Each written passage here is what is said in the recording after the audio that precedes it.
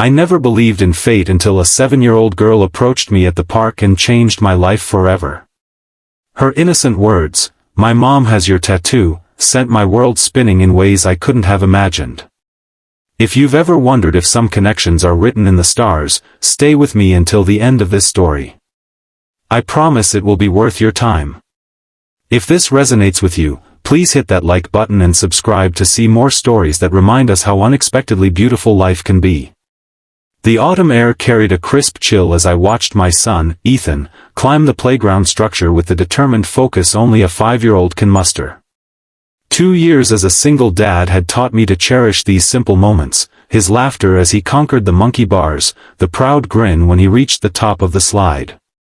These were the bright spots that made the lonely nights bearable. I absent-mindedly traced the outline of the phoenix tattoo on my forearm, an intricate design of red and gold flames forming wings that stretched from my wrist to my elbow. I'd gotten it 5 years ago after surviving the car accident that nearly took my life. A reminder that from ashes, we can rise again.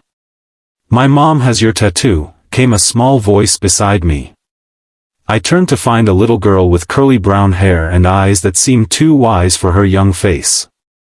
She pointed directly at my forearm, her expression serious and certain.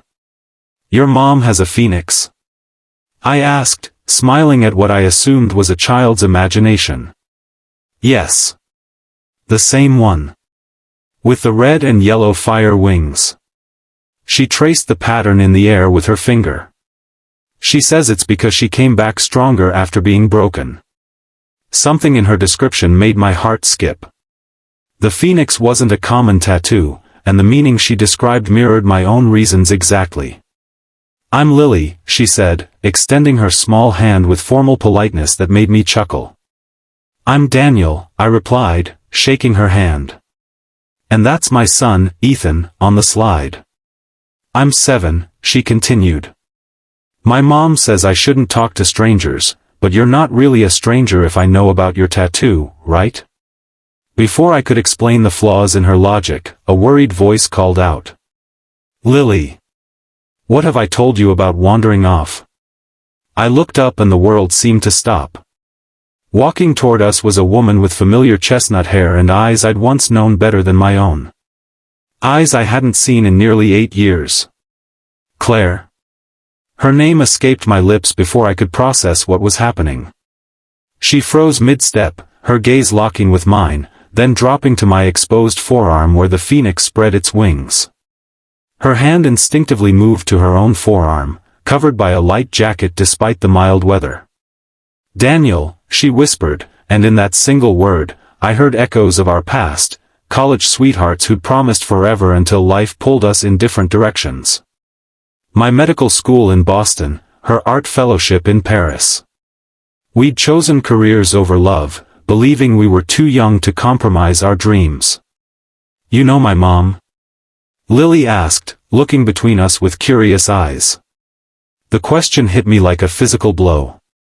I did the math quickly in my head. 7 years. Claire and I had broken up 8 years ago. My throat went dry. "We were friends a long time ago," Claire answered, finally reaching us. Her voice was steady, but I could see the slight tremor in her hands. "Lily, why don't you go play with that boy on the slide? I need to talk to Daniel for a minute." Lily looked at Ethan, then back at us. "Okay, but don't leave without saying goodbye." She skipped off toward the playground, approaching my son with the same directness she'd shown me. Claire sat beside me on the bench, leaving careful distance between us. For a moment, neither of us spoke. What do you say to the person who once knew all your secrets, who now feels like both a stranger and the most familiar soul in the world? She has your smile, I finally said, watching Lily introduce herself to Ethan. Claire nodded, her eyes following my gaze. And your curiosity. She asks why about everything. The implication hung in the air between us. I waited for her to confirm what I was already beginning to understand. I found out I was pregnant 2 weeks after I arrived in Paris, she said quietly. I tried to call you, but I'd changed my number, I finished for her. After our breakup, I'd immersed myself in medical school, changing my phone number and deleting social media in what I'd convinced myself was a clean break. Claire, I had no idea. I know, she said. By the time I found your new contact information, months had passed. You were dating someone new. I saw the pictures online. She twisted her hands in her lap. I convinced myself it would be selfish to disrupt your life. That I could do this on my own. I remembered the relationship she mentioned, a brief, meaningless attempt to move on that had ended almost as quickly as it began. If only I'd known what was at stake. And the tattoo? I asked, nodding toward her covered arm. Claire slowly pushed up her sleeve, revealing a phoenix identical to mine in every detail, the same artist, the same design we'd once sketched together during late-night talks about resilience and transformation. I got it when Lily was 1, she explained. Being a single mother in a foreign country, there were days I didn't think I could do it. The phoenix reminded me that I was stronger than I believed. I'd gotten mine after the accident that had nearly killed me 2 years after our breakup, a head-on collision that left me in a coma for 3 weeks. The same symbol of rebirth, chosen separately by 2 people once connected, now sitting side by side with the living proof of our past between us. Does she know about me? I asked, watching Lily show Ethan how to build a sand castle. Claire shook her head. I've told her that her father is someone I loved very much, but that we lost touch. I always planned to tell her more when she was older. She paused. I never expected her to find you herself. Out of the mouths of babes, I murmured, still trying to process that I had a daughter, a bright, bold little girl who had approached a stranger because she recognized a tattoo. What happens now? Claire asked, her voice small but steady. It was a question with no simple answer. I had a medical practice in this city, a son who had already lost his mother to cancer when he was 3. Claire had built a life elsewhere. There were oceans of complications between us. Now, I said slowly, we figure it out. One day at a time. That first meeting at the park was just the beginning. Claire explained that she had recently moved back to the States, accepting a position as an art professor at the local university, a coincidence that seemed too perfect to be mere chance. She had no idea I still lived in the area, having assumed I'd moved after medical school. The following weeks were a delicate dance of introductions and explanations. Telling Lily that I was her father. Watching her process this information with a child's remarkable adaptability. I knew you looked familiar, she'd said simply, as if discovering a long-lost father was merely an interesting puzzle piece falling into place. Ethan was more cautious, studying Lily with careful consideration before asking, does this mean she's my sister? When I nodded, he'd thought for a moment before declaring, good. I always wanted one. Claire and I moved carefully, aware of the fragile new connections forming between our children, between each of us and the child we hadn't raised. We arranged playdates and family dinners, building bridges across the years we'd lost. It wasn't always smooth. The first time Lily called me Dad, I had to excuse myself to hide the tears that came without warning. The first time Ethan fell and reached for Claire instead of me brought a complex mix of emotions, gratitude that he trusted her, sadness that he so clearly needed a mother's touch. Claire and I spent late nights talking after the children were asleep, filling in the gaps of our lives. I told her about meeting Sarah in my residency, our brief marriage, the devastating cancer diagnosis that came just after Ethan was born, and the 2 years I'd spent learning to be both mother and father to our son. She shared stories of raising Lily in Paris, of teaching art to support them, of the loneliness and triumph of single motherhood. I used to see you in her all the time, Claire admitted one evening as we watched our children playing in her backyard. The way she tilts her head when she's thinking. How she can't sit still when she's excited about something. She has your talent, I replied, thinking of the detailed drawings Lily had proudly shown me, advanced beyond her years. And your stubbornness. Claire laughed. That she got from both of us.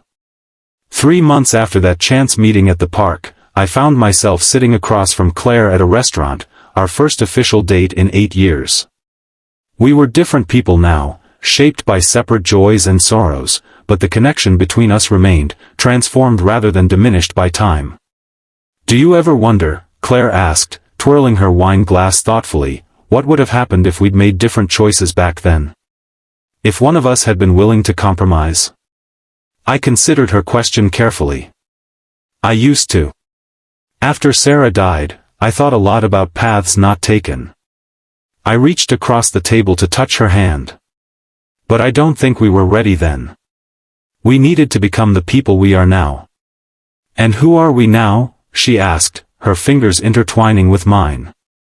"Parents," I said simply. "People who understand that love isn't about perfect timing or convenient circumstances.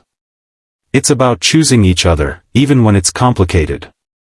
Our relationship progressed with the caution of those who have known heartbreak, but also with the certainty of people who recognize a rare second chance.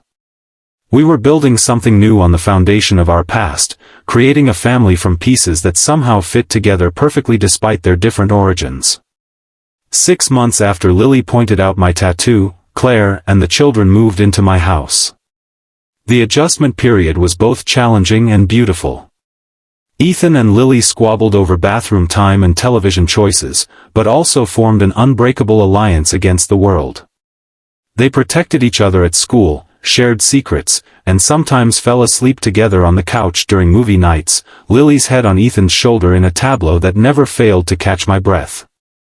Claire and I navigated the complexities of blending our parenting styles, our habits, our lives. We disagreed about bedtimes and vegetable consumption, about appropriate consequences for broken rules. But we always found our way back to common ground, united by our love for both children and the growing love between us. 1 year to the day after our reunion at the park, I took Claire back to that same spot.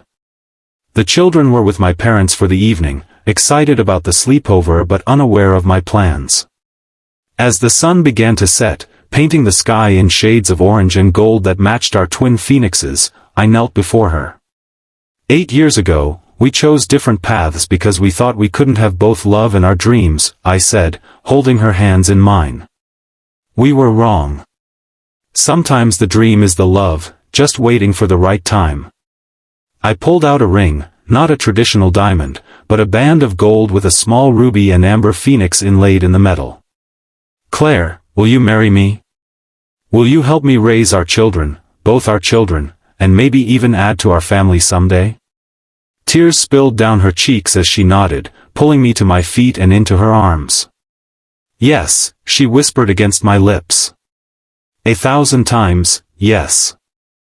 We were married 3 months later in a small ceremony with the children as our attendants. Lily wore a dress with a phoenix embroidered on the sash, a surprise Claire had arranged with the seamstress. Ethan carried the rings on a cushion he refused to relinquish until the exact moment they were needed, his sense of responsibility touching everyone present. As we exchanged vows, I looked at the family we had created, not in the traditional way, not along the expected path, but perhaps exactly as it was meant to be. 2 children who had found siblings in each other. 2 adults who had found their way back to a love they thought was lost. Life continued to present challenges. Claire's parents struggled to accept me at first, harboring resentment for years of absence in their granddaughter's life, regardless of whether I'd known about her. My own parents had to navigate their sudden new role as grandparents to a 7-year-old they hadn't known existed. There were adjustments at work, at school, in every aspect of our lives. But through it all, Claire and I remained anchored by the knowledge that we had been given something rare, a second chance, a family formed against all odds, a love that had survived time and distance. 2 years after our wedding, we welcomed twins, a boy and a girl who completed our family in ways we hadn't known we needed. Ethan and Lily embraced their roles as older siblings with pride and occasional exasperation, teaching the babies everything from how to build proper blanket forts to how to charm their way out of trouble with a well-timed smile. On quiet evenings, when the house finally settled into sleep, Claire and I would sometimes sit on the porch swing, our phoenix tattoos side by side as we held hands. "Do you believe in fate?" she asked me once, as we watched fireflies dance in the summer darkness. I thought about the unlikely series of events that had brought us to this moment: a chance encounter at a park, a child's innocent observation, identical tattoos chosen separately but carrying the same meaning. "I believe that love finds a way," I answered. "Even across years. Even across oceans. Even when we think it's impossible." And that's the truth I carry with me every day. Sometimes the most profound connections in our lives come from unexpected moments: a little girl pointing at a tattoo, a coincidence that isn't really a coincidence at all, but the universe conspiring to bring together souls that belong with each other. If you're watching this and waiting for your own moment of connection, don't lose hope. The most beautiful stories often begin in the most ordinary places: a park bench, a chance meeting, a simple observation that changes everything. Like this video if it touched your heart, and subscribe for more stories that remind us how extraordinary life can be when we remain open to its possibilities. Because sometimes, the family we're meant to have is just waiting for us to recognize it, perhaps in the innocent words of a child who sees connections that adults have forgotten how to see.